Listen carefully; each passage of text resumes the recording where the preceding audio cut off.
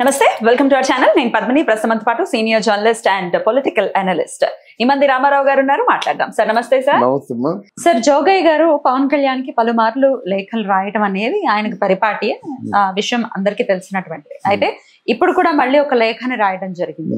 రకరకాల విషయాల గురించి ప్రస్తావించారు. ఆయన సినిమాల గురించి డెఫినెట్ గా ప్రస్తావన ఉంది. అలాగే కృష్ణా జిల్లాకి వంగవీటి మోహన్ రంగా అనే పేరు పెట్టాలనే అంశం ఒక్కటైతే కాపుల్ని బీసీలోకి మార్చాలి అనేది ఎప్పుడో అంతకుముందే చంద్రబాబు నాయుడు గారు కూడా అనుకున్నారు. కానీ అది సార్థకం అవ్వలేదు. దానికి సంబంధించిన కూడా ప్రయత్నాలు చెయ్యాలి అనే పలు విషయాల్ని కూడా ఆయన ప్రస్తావించడం జరిగింది లేఖలో. మరి ఇవి ఎట్లా చూడొచ్చు సార్? ఇది సాకారం అయ్యేటటువంటి పరిస్థితి ఉంటుందా? ఇక్కడ హరిరామ్ జోగి గారు లోగడ మంత్రిగా కూడా పనిచేశారు. ఆయన పరిపాలన సౌలభ్యాలు మంచి చెడ్డ అంతా తెలిసి ఆయన ఎప్పుడు ఏ లేఖ రాస్తారో తెలియదు. ఆయన పని ఒక బండి పేపర్లు ఉంటాయి, రోజు ఉత్తరాలు రాయడమే. అంతే ఆయన పని, ఉత్తరాలు రాయడం.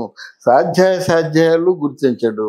మనం ఒకరికి ఒక సజెషన్ చెప్పే ముందు ఇది సాధ్యపడుతుందా లేదా మనమే స్క్రూటినైజ్ చేసుకొని సలహా ఇస్తే, మనం ఇచ్చిన సలహా తీసి పక్కన పడేయకంట తీసి వెంటనే పాటించేదిగా ఉండాలి.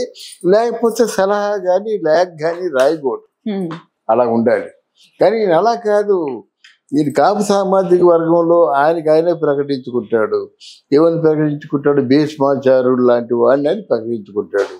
ఇంకోటి ఉన్నాడు ముద్రగడ పద్మనాభం అని చెప్పేసి, నేను ద్రోణాచార్యుని అంటాడు. ఆడు ద్రోణాచార్యుడు కాదు, ఈయన భీష్మాచార్యుడు కాదు.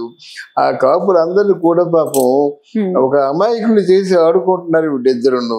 ఈయన ఏమైనా చేశాడంటే కాపుల కోసం ఏమీ చేయలేదు. పదవిలో ఉంటుండు కదా, మంత్రిగా ఉన్నప్పుడు ఆయన ఏమేమి చేశారంటే ఏమి చేయలేదు. సరిగ్గా ముద్రగడ ఇంటి ముందు కాపులకి ప్రవేశం లేదు అని చెప్పాడు. మరి కాపు నాయకుడు అనుకుంటాడు. ఇప్పుడు రెడ్డిగా మారిపోయాడు. ముద్రగడ పద్మనాభ రెడ్డిగా మారిపోయాడు అన్నమాట. అంటే ఇట్లాంటి వ్యక్తిత్వం లేని వాళ్ళు చెప్పిన మాటలకి అంటే దానికి శాంటిటీ ఉండదు, అంటే దానికి ఒక సార్థకత ఉండదు. వ్యక్తిత్వం మంచి కావాలి. తర్వాత ఏంటంటే ముఖ్యంగా ఆయన సజెస్ట్ చేసినటువంటి రెండు కూడా ఆచరణ యోగం కాదు, ఆచరించలేరు. వంగవీటి మోహన రంగా ఎందుకంటే కాపు నాయకుడు అనే జిల్లా పేరు పెట్టమంటున్నారు. ఆ పక్కనే ఉంది మచిలీపట్నంలో ఎన్టీ రామారావు జిల్లా అని పెట్టారు. ఎవరైనా పిలుస్తున్నారా ఎన్టీఆర్ జిల్లా అని? అది నెల్లూరులో పొట్టి శ్రీరాములు జిల్లా అన్నారు. మీరేం చేయాలి? పొట్టి శ్రీరాములు జిల్లా అని రాయిపోతే దాన్ని రిజెక్ట్ చేయాలి. పొట్టి శ్రీరాములు జిల్లా రాయిపోయినా నెల్లూరు జిల్లా అంటే మీకు అది వెళ్ళిపోతుంది. ఇక్కడ ఎన్టీ రామారావు రాయిపోయినా వెళ్ళిపోతుంది. దేన్నో ఒకదాన్నే కన్ఫర్మ్ చేయాలి. మళ్ళీ కృష్ణా జిల్లా, వంగవీటి మోహన్ రంగ జిల్లా ఇవన్నీ కూడా ఈ తాలూకా ఎంత మండలం గ్రామం ఇవన్నీ ఇప్పుడు రాస్తారు. ఉత్తరాలు రాస్తారా? కోచింగ్లో రాస్తారా?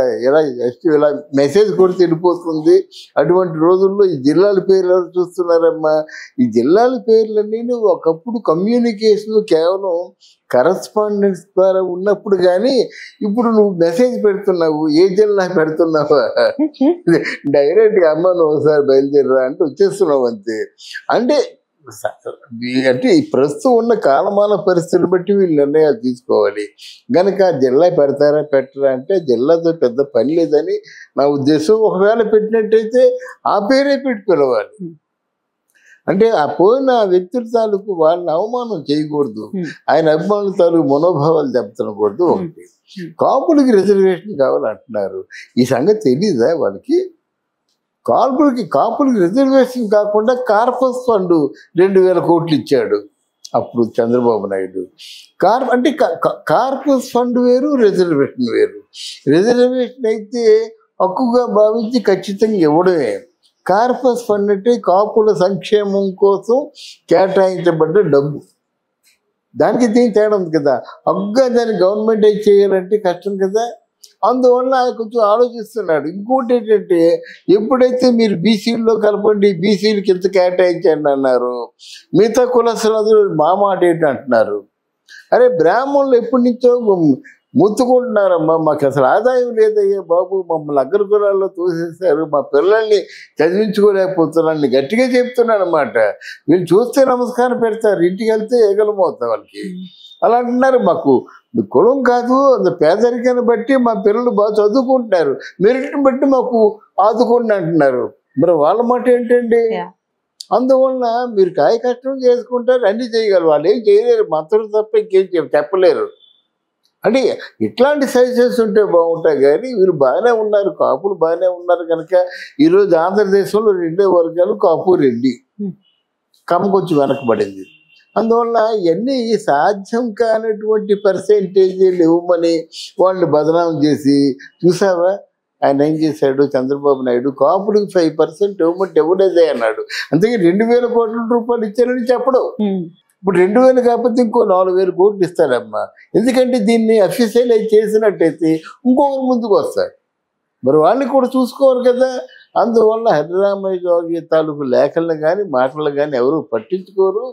కానీ నిజంగా ప్రభుత్వాన్ని చిత్తశుద్ధి ఉంటే కులం పవన్ కళ్యాణ్ కూడా నిజాయితీగా మాట్లాడుతున్నాడు కదా, కులం తీసి పక్కన పెట్టండి.